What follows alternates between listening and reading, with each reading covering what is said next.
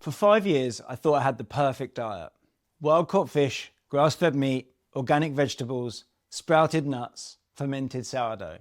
I was doing everything right, or so I thought. But I was still depressed, still anxious, still addicted. And it wasn't until I went carnivore that I realised the healthy carbs were the problem.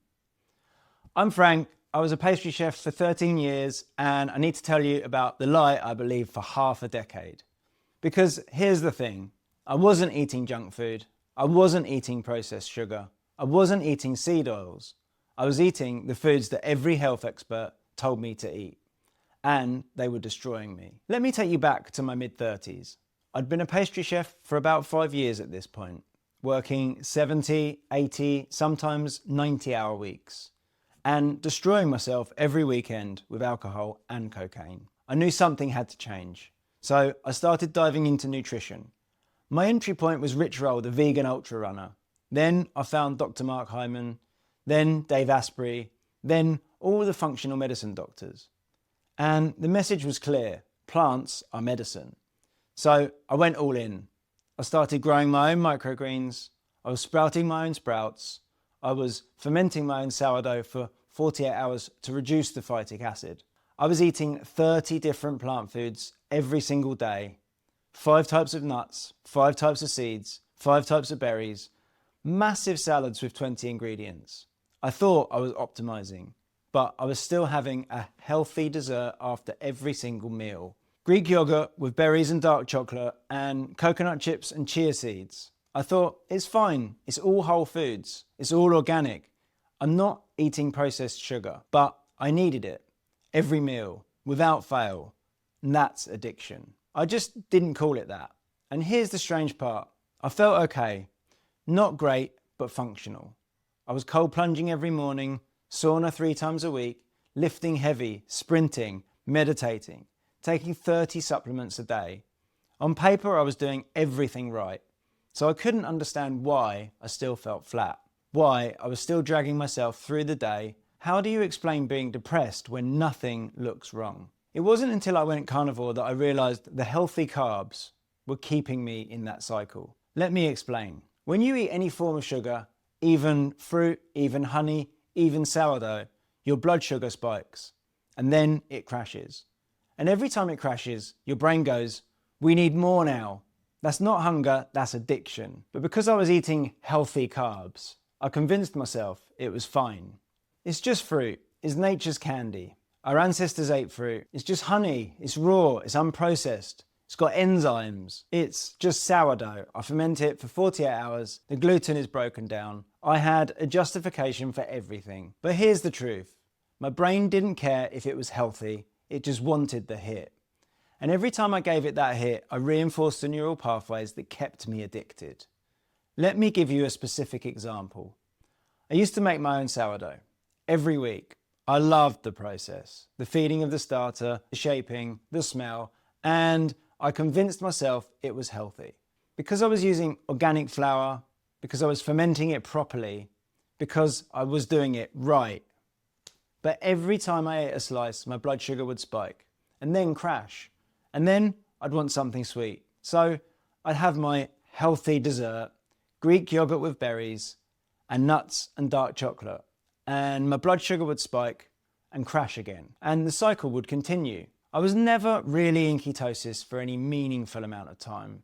So I was never giving my brain a chance to heal because I was constantly spiking my blood sugar with healthy carbs. And here's the part that really messed with me. I felt better than I used to because I'd cut out processed food. I'd cut out seed oils. I'd cut out refined sugar. So I thought I was healed.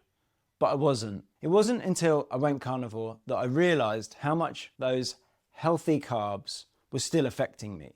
On day 2 of carnivore, I woke up and felt like a completely different person. The brain fog I'd had my entire life was gone. The anxiety gone. And the mental chatter silent. And I thought, wait, I've been eating healthy for 5 years. Why do I feel better now than I ever did then? And the answer hit me because I finally stopped spiking my blood sugar. No fruit, no honey, no sourdough, no healthy desserts. Just meat, just fat, just stable energy. And for the first time in my life, My brain wasn't on a roller coaster. Here's what I didn't understand before. Your brain doesn't run well on glucose. It runs well on ketones.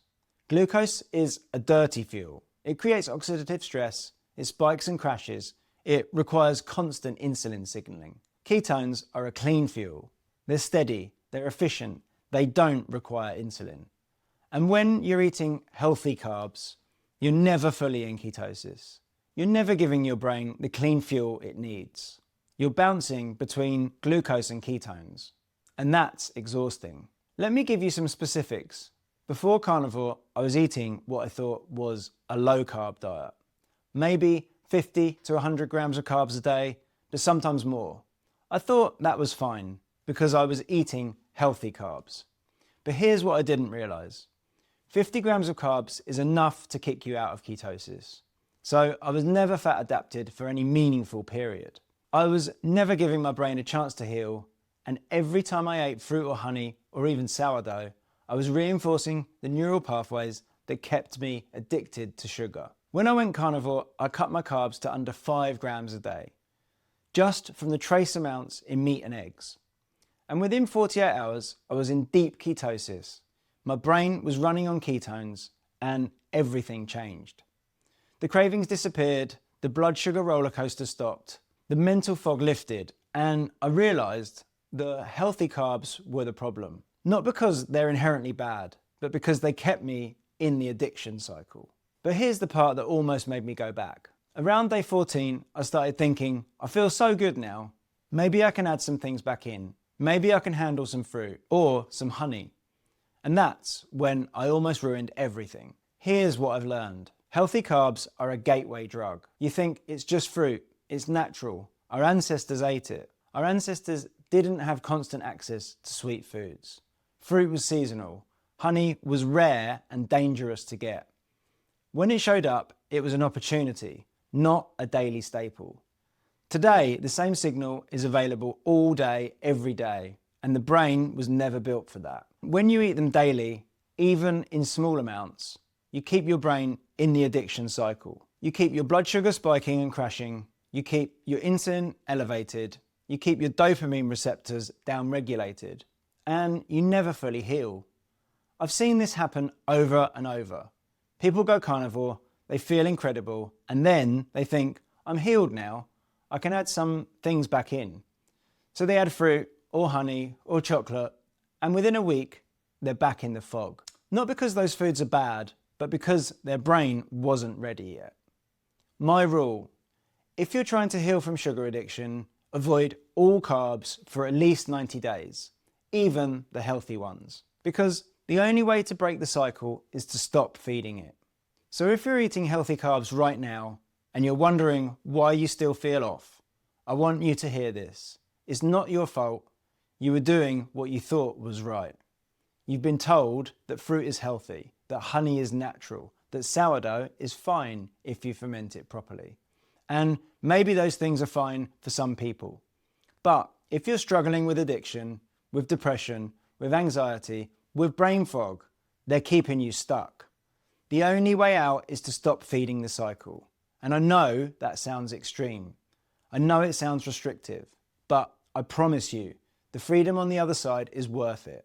If this is landing for you, the next piece to watch is Your Brain on Sugar, the truth no one tells you. I'll link it on the screen here. Thanks for watching, and I'll see you in the next one.